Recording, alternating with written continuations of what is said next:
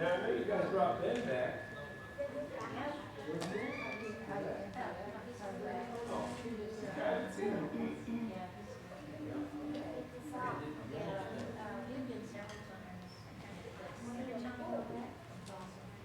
Have you been to South Pass City? Yeah, we went for the first time on Thursday or Friday. We went to the tour of the mine and everything. That's really cool.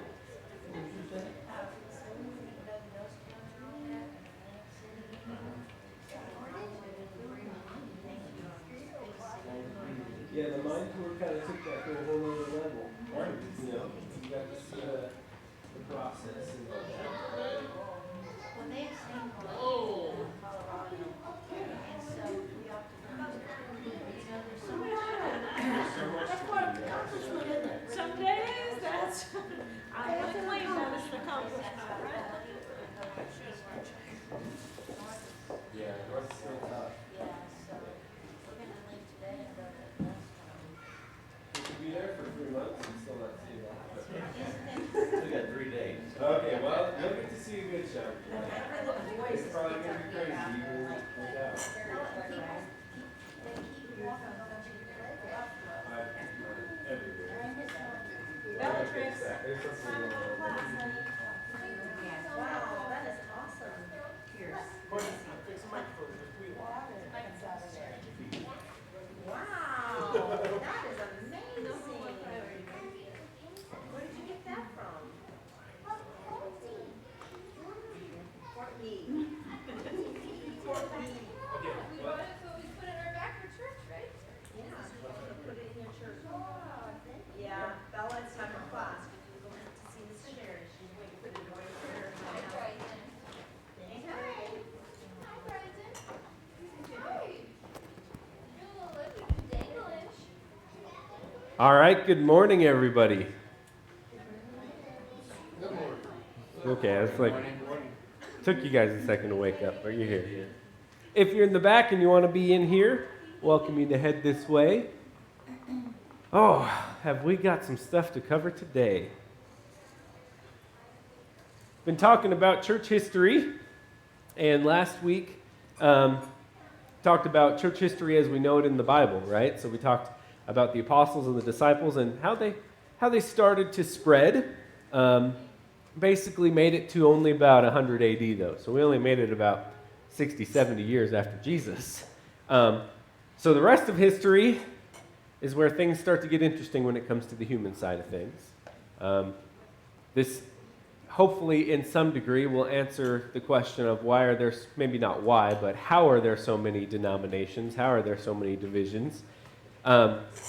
Because after we go from Jesus and we're about 100 years out, we have some peace for a while.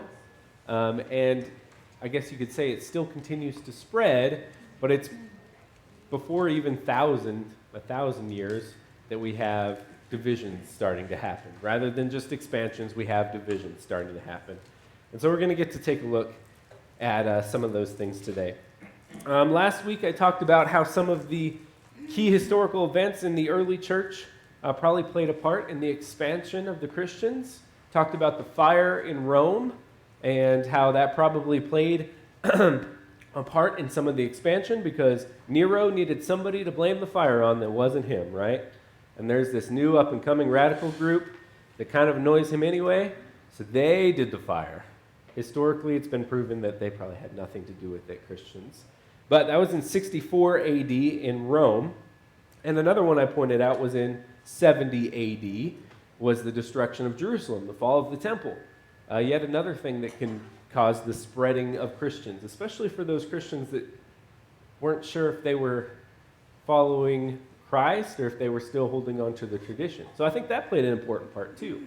And that's in the early years of the New Testament church, right? The latest thing we really have in the New Testament would be the writing of Revelation by John, and that's in like 96 AD. So we really don't even make it to 100 AD with the New Testament. So everything we have historically recorded really happens Matthew, Mark, Luke, and John, and Acts. and then we kind of just see the church going in what we would call modern history from there. But modern history is thousands of years now for us, right? A question that kind of comes up often is, when was the Bible assembled and gathered?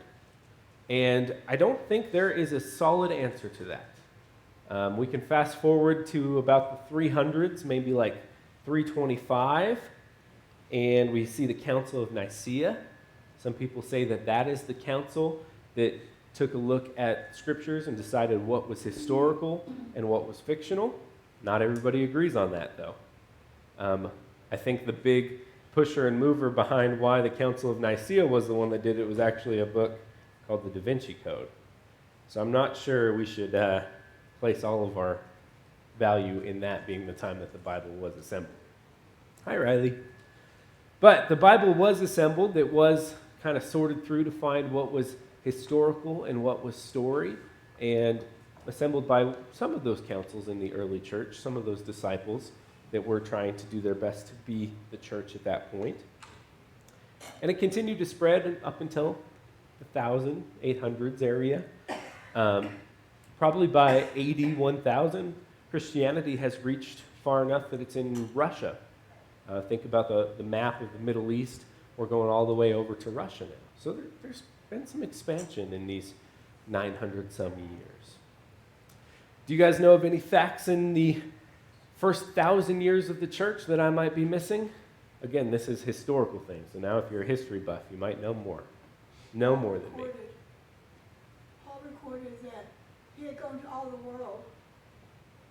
Yeah.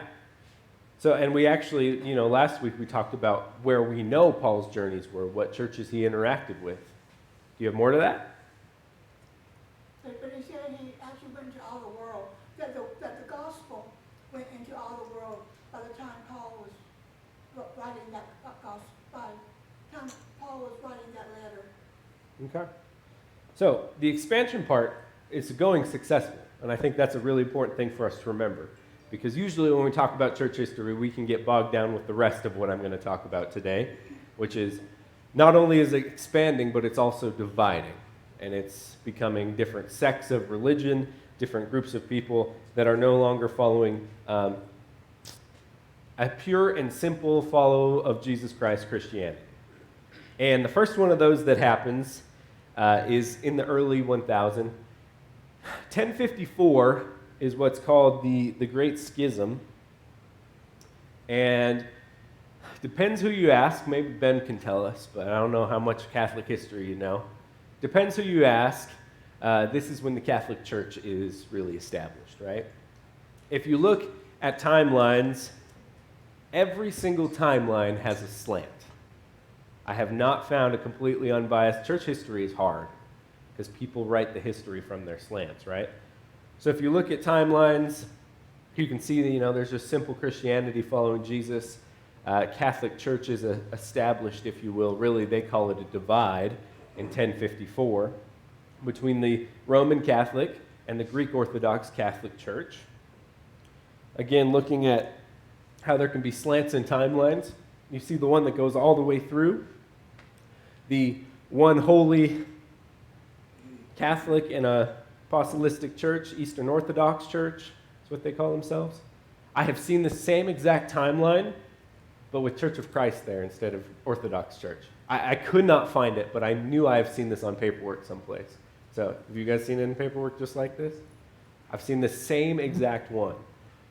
So, church history timelines, unfortunately, church history in general, it always has its slant from what religion you are, right? And when I'm studying church history, I'm trying not to study it from a religion. I'm trying to study it from a Christ follower perspective. So, if you look at timelines like this, the Catholics are actually not the true original church. They're the true split off from the Orthodox Church. I would go even a step further and say neither one of them are actually the pure and simple Christianity church. They are both divisions that come off of trying to follow Christ and then adding human things to it, right? So I'd say that about the Orthodox and the Roman Catholic. Any Catholic buffs in here? Okay, that kind of makes me happy. Yeah, well, I'm not sure I was ready to dive that much into Catholicism, so. But 1054, that's kind of the important date. That is when most historians would say this is the first great division within the church. Instead of just expansion, we are now having a new church formed with human ideals that is not just pure and simple following Christ, but instead following our religion. Has that affected us at all? Well, we've went from there and went far, far, far down that path as humans. So, the Catholic Church is pretty much in vogue for hundreds of years. Yeah, Ben? One thing to think about too is that even though like you've given it a date, 1054, this is when Mhm. this happened. In actuality, it wasn't like 1054, boom, let's turn the switch on, Yeah. we're changing. It was very gradual. The changes that occurred were very gradual, almost to the point that before anybody, I guess for lack of a better phrase, realized what was going on, here was this change. Oh, this is how it is now. This is what we're doing. This is how it works. Yeah. Sort of deal. And nobody did the homework to go back and say, well, wait, is this what they did back in the 60s and the 50s and 38? Is this what Yeah. Jesus actually told us to do? So the changes that man put in place, like you said, human ideals coming in place, they're very gradual. It was like, hey, why don't we just try doing it this way? This looks like this would work a lot better. Mhm. It's almost back to the Nadab and Abihu thing. Hey, maybe this fire is going to be a little bit better than that fire, sort of deal. And that's what man started doing. It's just like, let's try this. Oh, let's work with this. Hey, let's start. Hey, you guys, you're just only 10 miles there. You're 10 miles here. Tell you what, I'm going to be in charge of all three congregations. Oh, okay. So Mhm. we'll call you this. You're the bishop now, or you're Right. this guy, sort of Yeah. thing. And so these are all very gradual changes to a point to where, like you said, 1054, it's like there's a whole lot of people now doing it this way. Right. And yeah, that's why I'm really tough on saying this is when like the Catholic Church was established. And actually, you can take that and keep that little nugget in your mind of what Ben's saying for all the dates I give. Because even the ones where I talk about one specific man, that man didn't just walk up one day and get everybody to follow him, right? We're not all Calvinists now. Calvin had been worked, so it can be on a big degree or a little degree. It could be 30 years to 1,000, basically, with the Catholic movement here. Go for it, Tara. It's interesting too, under 1054 in this particular diagram, it says this is where the Roman popes break away. You have to think about that and think, okay, so the Roman Catholic Church will trace its popes back to Peter. But, so, Why'd they break away? Were there actually popes for the first 1,000 years, or do they go back and kind of name people? Because we know Peter didn't consider himself a pope according to the Bible. So you also have people rewriting history because they want to justify whatever they're doing. Absolutely, yeah. And so you have to think about that as well. But I did think you were talking about spreading it out and becoming divisions. In our own world, if you travel at all, you can see this in differences in language within the United States, or if you've ever been to England, entire differences. We're only talking a couple hundred years of their language coming here, Mm-hmm. and yet you can watch a television show and go, what did they just say? What are they talking about? Wait a second, we don't use that term, because of those changes. So imagine 1,000 years of churches all over the world without instant communication. Yeah. You know they've grown to separate. You know that they've grown in different directions. And at times that's an appropriate thing based on the culture, like you were saying. But also at times we have whole divisions of not just being Christ followers now, but being Bishop Peter followers and St. Peter follower. And now we're like, and I'm not harping, this is just the piece of history we're in, right? I'm not harping on just this one. We've got many other problems in the future, but this is exactly what's happening right here. Another piece of this, I'm going to come to Nancy next, is even though the Catholics are a division, let's say that, the expansion is still happening. So we're going from, Middle East, Russia, now we're towing the line with coming to England and English-speaking areas now, right? If you know anything about where the Bible originated, that's not an English-speaking area. So Catholicism is moving into areas with Bibles written in Latin that the people can't read. They're not allowed to. So, if you're not allowed to read the Bible, there's not one printed for you. You can't get your hands. We take that for granted today because you can hop on your iPad in 30 seconds have every version ever made, except for the ASV. It's hard to find sometimes. You can have every version ever made. That wasn't the case for these Christians.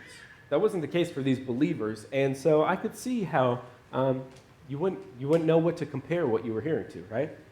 So, again, Catholicism moved also. It didn't just divide. It also expanded, which is a thing in itself. Okay, Nancy. My husband's always saying the Catholic Church can trace back the apostolic succession from Peter all the way to the Pope right now. Mm-hmm. And that's this line right here, right? This bottom line. Even if you take the dive off and you're now Roman Catholic, which most Americans are, right? You still claim you're the one connected all the way back to the start of the church. Kind of like Church of Christers do, and we'll get to that in a little bit because we're way later in history. And I'll say this right now and I'll say it again later. There's no doubt in my mind that there is a line at the bottom that is connected to Jesus Christ. In Scripture, they would call that a remnant. There has always been a remnant throughout Scripture. You know, nations fall, they become completely bad, they start killing their women and children, and the prophets and God still write, but yet there was still a remnant of true followers of God. And I think that's true, and I think the best way to ever label, I've got another one here in a little bit that's got a line very much like this that says Church of Christ. The best way to label a line all the way back to Christ would be a remnant of Christians.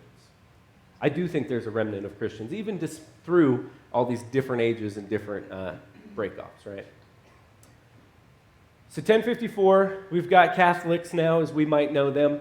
For 500 years here, you see the Crusades on there, and then you see the next date is Martin Luther in 1517. For 500 years or so, Catholics are kind of the top dog, right? That's kind of the Church of England is formed when they start going into England. That is Christians. And that's Catholics would very much agree with what I just said. Yeah, we were Christians. Something interesting else, history-wise, is happening here. 1472, or 1492. Woo! 1492. Columbus sailed the blue. So Christianity, you know, talking about Jesus, has made it to these English countries, to England, to the Brits. And then they decide to go to different places in the world. Just kind of keep that little nugget. We'll talk about it here in a little bit. But also, we start to have some more division as church history continues on. You see it on this map. 1500s, we start to see some stuff going on. 1517, this guy called Martin Luther is a bishop, not an archbishop, but kind of like a helper bishop in the Catholic Church. Bishops have different ranks, if you didn't know that, right?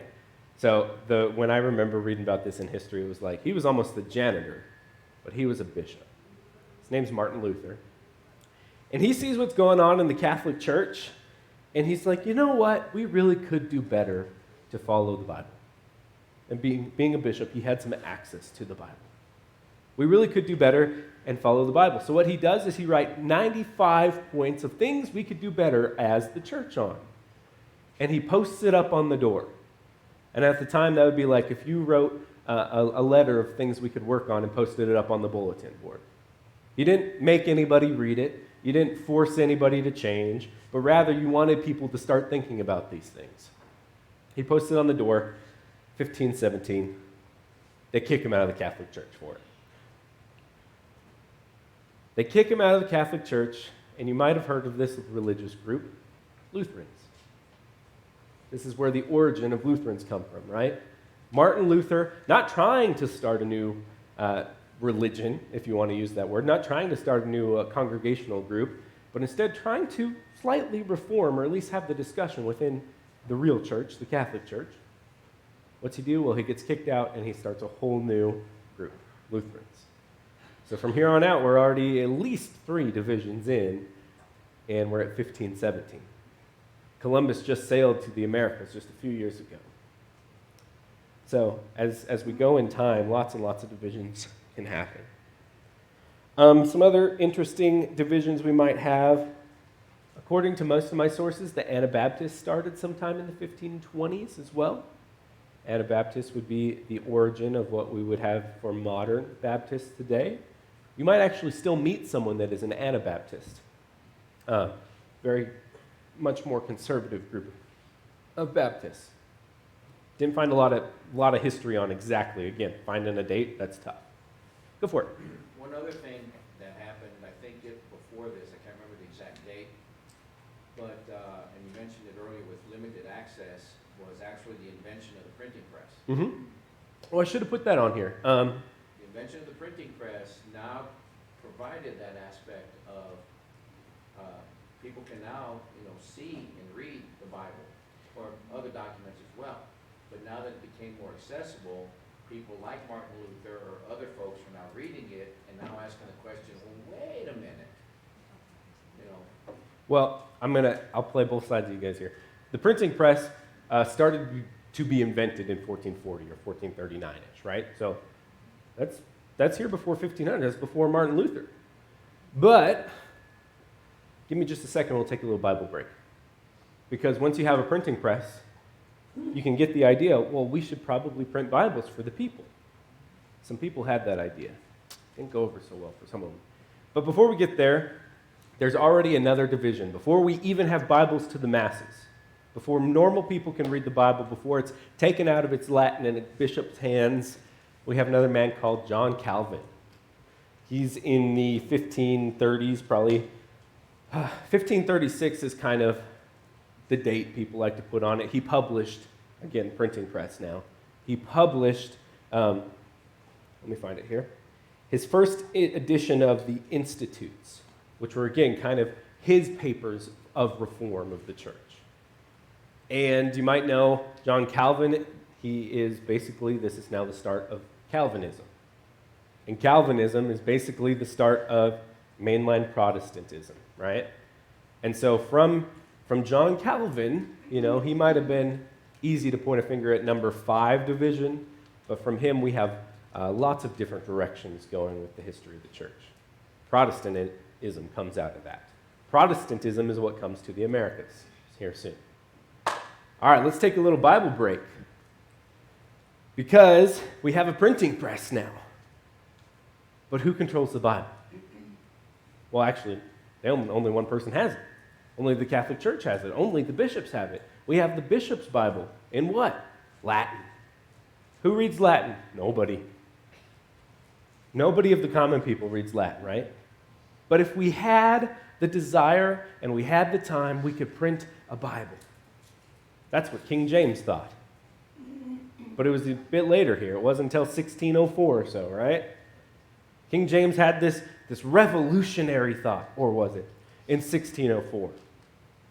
And it takes a long time to translate a Catholic bishop's Bible into an English Bible for the man to read in England, right? This is for the Church of England, for these real Christians. So by 1611, they actually print something. They actually have the first Bible, the King James Bible. It was so good, he put his name on it and called it the Authorized Version. It's the first Bible ever, right? Anybody going to argue with me? First English Bible, sorry. First English printed Bible. Well, he's a king. So if you know anything about politics, there's probably a little more to the story than he came up with the great idea. He was the first, and he made everything perfect, right? So actually, that got printed in 1611. It came out, the KJV Bible, the Authorized Bible, and it was translated from the Latin Bishop's Bible.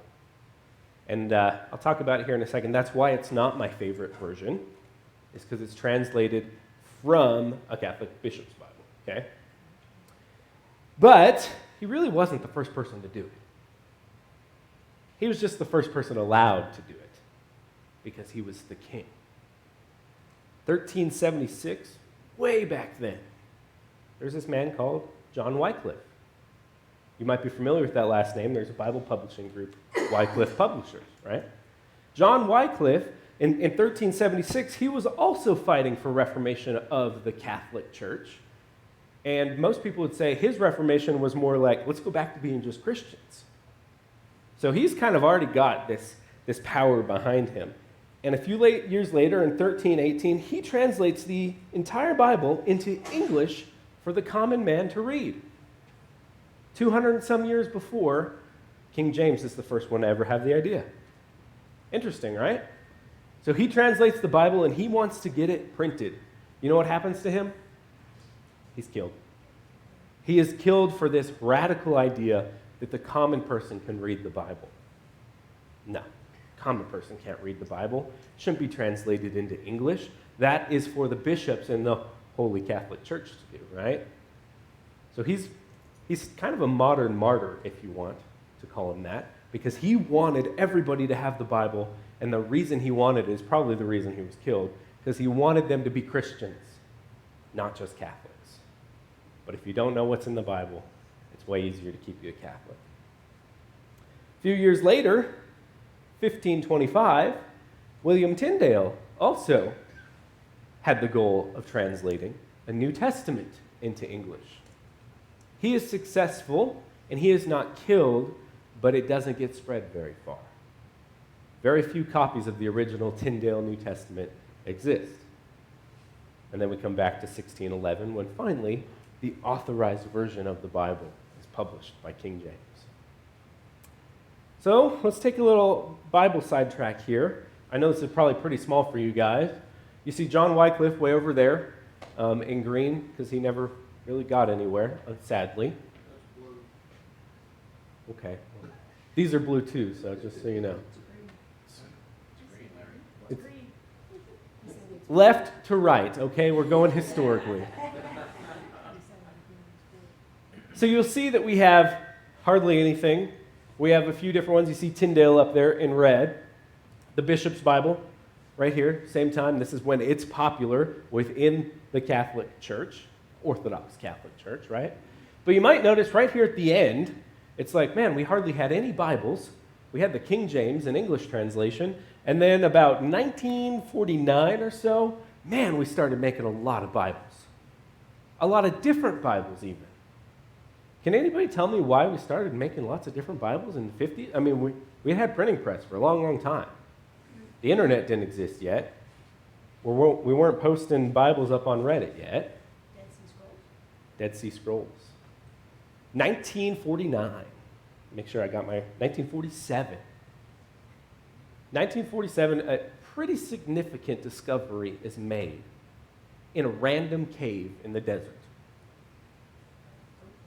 What's that? By a goat herder. By a goat herder. What is this random, incredible, powerful discovery? Well, he goes into the cave and he finds copies of most of the New Testament on scrolls. Yes, Courtney, did you have more there? Like tons of copies, right? Tons of copies. Tons of copies in what?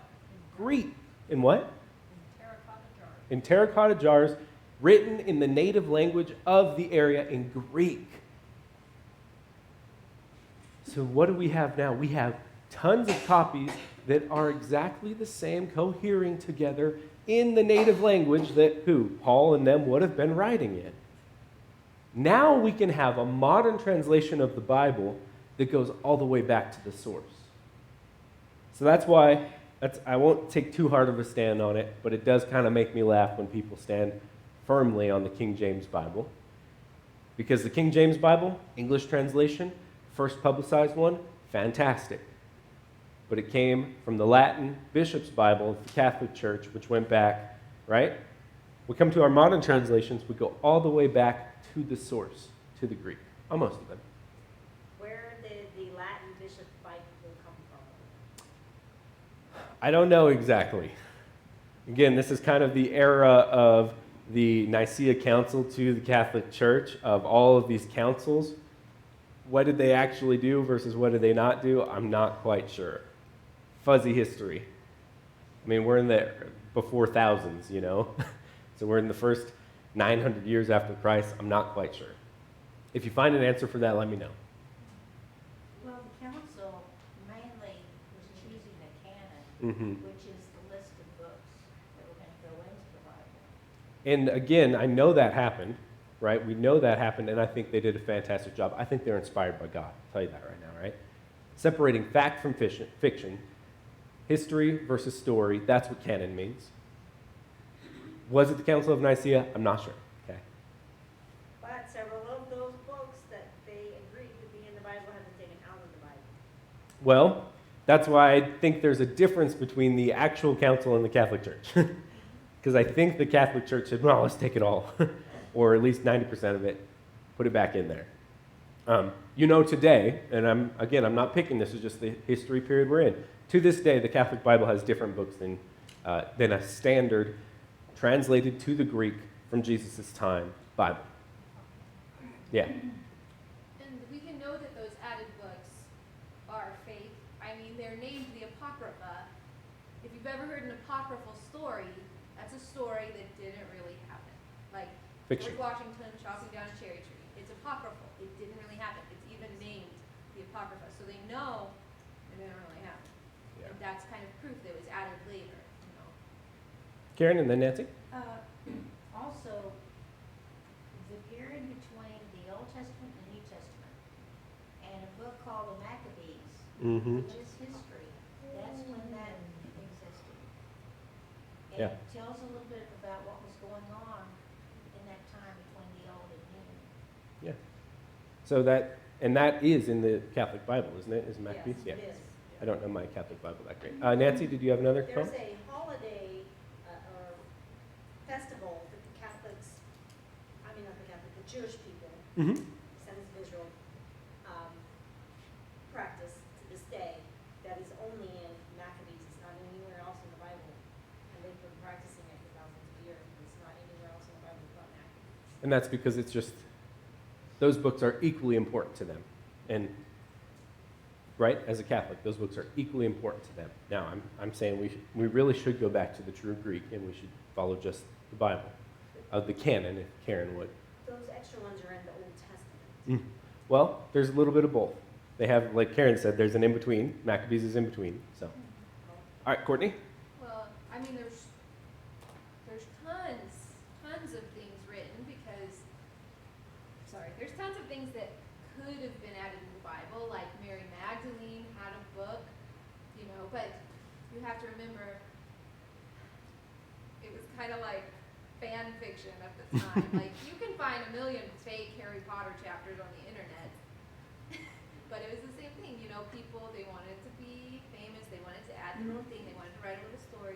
So discerning what was true, they considered a lot of things that this council, whichever council it was, such as, does it align with the Old Testament? Does it align with actual history, with actual fact? And of course they were inspired, but they also took a look at how each book interacted and how it interacted with the Old Testament. And I believe there's either none or maybe one or two books in the New Testament that does not directly quote the Old Testament throughout, All right, Karen, and then I want to keep talking about virtues Okay, for a second. one thing too, when they were deciding what books were going to be in the canon, when they were making the list, it had to meet several criteria,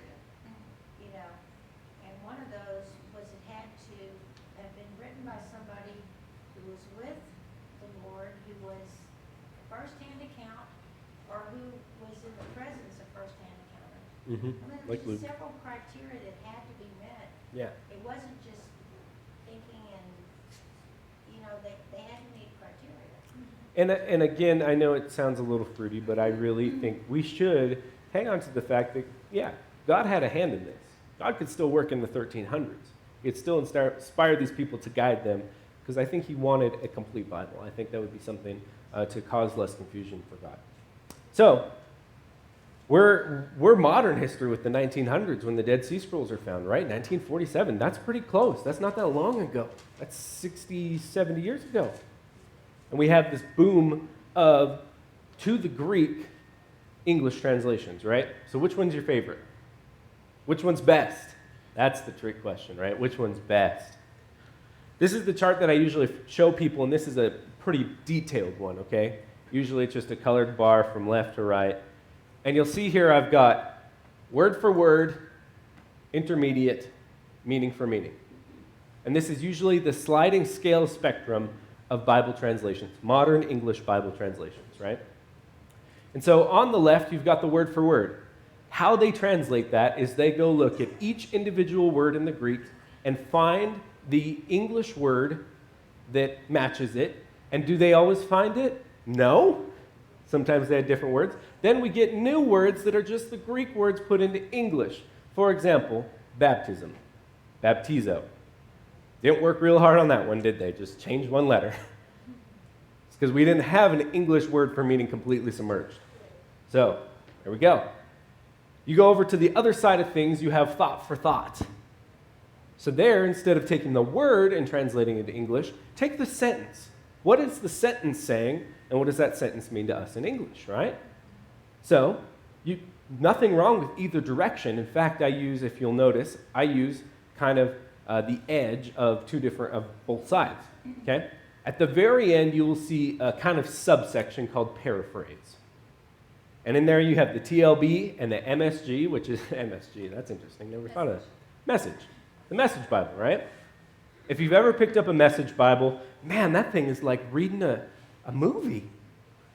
It's because they're a paraphrase. They take the whole idea of an entire book and rewrite it however it makes the most entertaining and sensible way, right? So it's very flowery, it's really easy to read. If you've never seen the Bible before, maybe a great place to start. Maybe. But if we really want to study the Bible, I think we should hang out more towards the middle, right? So you'll notice I use over here on the edge of a word for word, ESV. That's my daily driver. 95% of the time, you'll find me there. But I also often you'll see me use it today, an NLT, which is right here on the edge of meaning for meaning. So I kind of use both edges, ESV, because I usually want to know the word for word translation, NLT, because sometimes I'm trying to figure out what's actually going on. And so, especially in teaching, sometimes you'll see me throw an NLT up there. That's why. So you might be able to pick out your version. HCSB rebranded a few years ago. It's the CSB now. H just stood for the publisher's name, which was Holman. I don't know why they thought they needed their name on there. But you'll find lots of different versions, and they have been updated throughout the years as well. You could dive deep into that. But that's a quick look at word for word, thought for thought, in the middle someplace, wherever you feel comfortable. Those are all translated from the Greek. Cool? All right, so it's already 9:45, but I'm going to keep going. 1492, Columbus sailed the blue. We're pretty much to the Americas now, aren't we? 1607, Jamestown, Virginia is established. The settlers are here in the Americas. This is a part of church history I find fascinating because I live in the Americas, right? But when settlers come to America, what are they bringing with them? Their religion, right? And what is their religion by this point? Church of England. So we've already got a strong Catholic influence, but we've also got now John Calvin's whole work. We've got strong Calvinist and Protestant background. And so when most historians record coming to America, the Protestants came to America. And so we've got not only Lutherans and Catholics, but we also have Protestants now, right? And at the same time that they're coming to America, about 1618, the Protestants and the Catholics start fighting back home. You'll probably, if you read history, this is the 30 Years' War. What are they fighting over? Who's right? Did they figure it out? Don't think so. But mainly the Protestants are coming to America, and back over there, in the 30s, we have the Great Awakening going on as well with the Protestants. So not only are the Protestants fighting, but they're also learning more and thinking they're the hot snot, right? We have a guy that's pretty active in that called John Wesley, 1734. They think this Protestant evangelical thing's too far left, so they make their whole new church. And they call them the Methodists. So now we're like, 7, 8 people names into different churches? You might also know there's a modern one that comes from the Methodists that goes all the way back to their founder called the Wesleyans. Wesley. Yeah. So again, we have another division in the Americas now. By this point, Protestantism is here, so are people, and in 1776, 4th of July, America declares its independence. All these Protestant people with no money and barely making it, we're not going to be tied to them anymore, are we? 1776. But after we declare our independence, we kind of think we should be declaring our independence when it comes to faith as well. Did I mess something up? Did I say some wrong dates? No, I'm just wondering where the Puritans were and all of that. They're in there. They are kind of right after we come to the Americas, before the... So they were on the list. Because you also have the Quakers in there, too. Quakers are early as well. So, this is all Protestants, if you will. Gotcha. Okay, thank you. I was just curious. I'll get there in a second. We're Protestants, if you will, too, right? So we're in the United States. We want to not only be independent from England, but we also want to be independent from their religion. I think that's part of the reason for what we call the Restoration movement, right? Early 1800s, maybe 1811 or so, is when Alexander Campbell hits the scene. If you don't know much about American church history, Alexander Campbell is very important to where you guys are today, right? Carol, when did you say you came around? 1811 is when he begins his main push. His revivals is probably what they would have been called, right? And you also, another name you'll find in that is Stone. Both kind of had the same goal, but a little different way of approaching it. Work together, but kind of not. And so you usually hear this restoration movement called the Stone Campbell movement. It's good naming because those are the guys behind it, right? So what happens in this Stone Campbell movement, this restoration movement? We need to go back to just the Bible. Those early Christians, what did they do? Well, they just followed Christ. They didn't have to follow the bishops. They didn't have to follow the Methodists. They didn't have to follow John Wesley or Calvin. They were just simply followers of Christ. And that's what Stone and Campbell, at the core, had the same thing in common. They wanted to just be followers of Christ. So what would you call followers of Christ? Christians, right? Christians. That's what they were first called. We have it recorded in the New Testament. These are Christians. We now have what? The Christian church. They went by a couple of different names, all of which are actually good names. And they went different directions, and I'll just give them to you right now. Christians. Great name for a church. Fully agree with that. Church of Christ. Well, that's just a sentence of the word Christians. Sounds good. Disciples of Christ? Well, that's actually just saying I'm also a church of Christ. Now, we've gone a few different ways in the history. But at this point, this restoration movement, we just wanted to be Christians. Romans 16:16, that's the only time you will ever find the Church of Christ in Scripture. The churches of Christ greet you. Why is that? It's because it's a sentence, not a title, right? It wasn't like the 15th Avenue and Stonewall Street Church of Christ greets you. No, it was saying the church is the people who are followers of Christ, greeting one another. You'll also find this term Christian in Scripture, but only a couple of times in the New Testament. I could only find it 3 times. These were just a description of who these people were. We also have the way is in there recorded as well. So that would be an accurate name for a church, right? But all these churches at this time are all having the same goal. We want to go back to the Bible. We want to worship Christ exclusively without all these humans in the way, without all this history. Go back to being pure Christians. And again, I said, I think that there has probably been a remnant of true Christians from Christ all the way to the Restoration movement. This diagram's a little busy. There's lots to look at on there. I can send them to you guys if you want.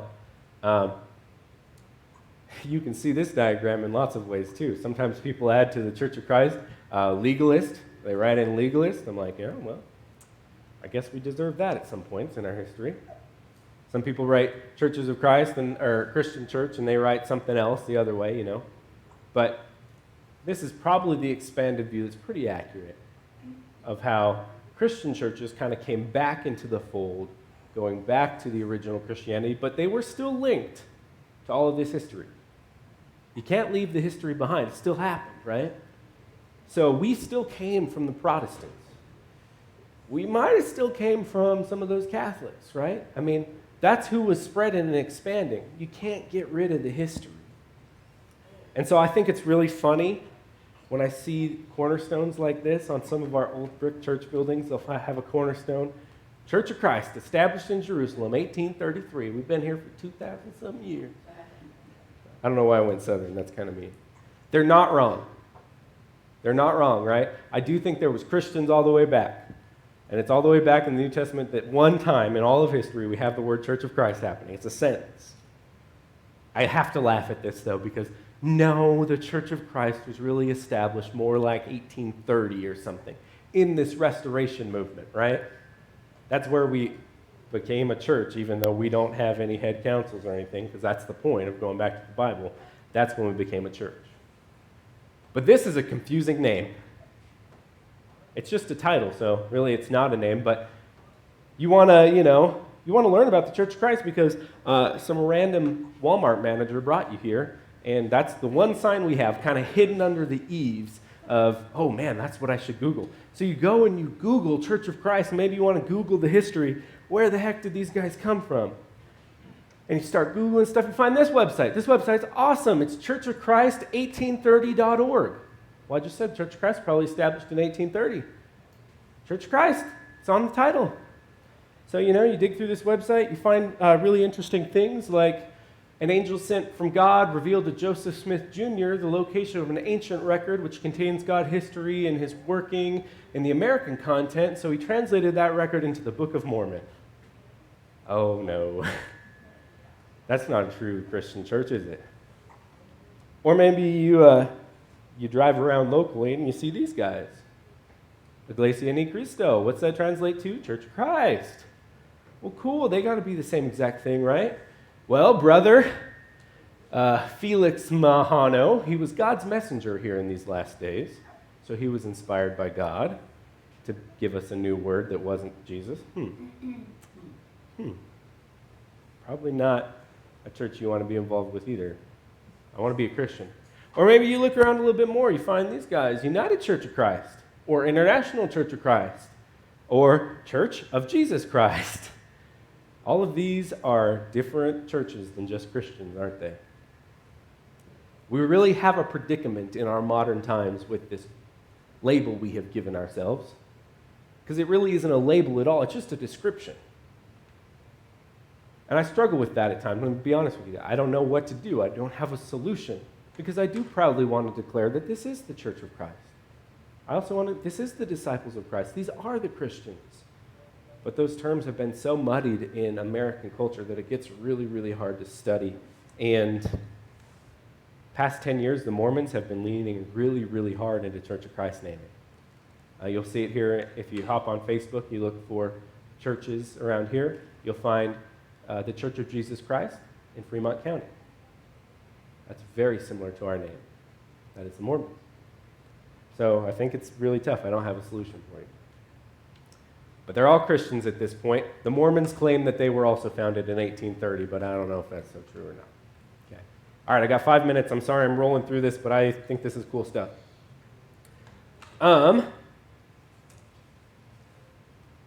Seventh-day Adventists, they came around after the Restoration movement.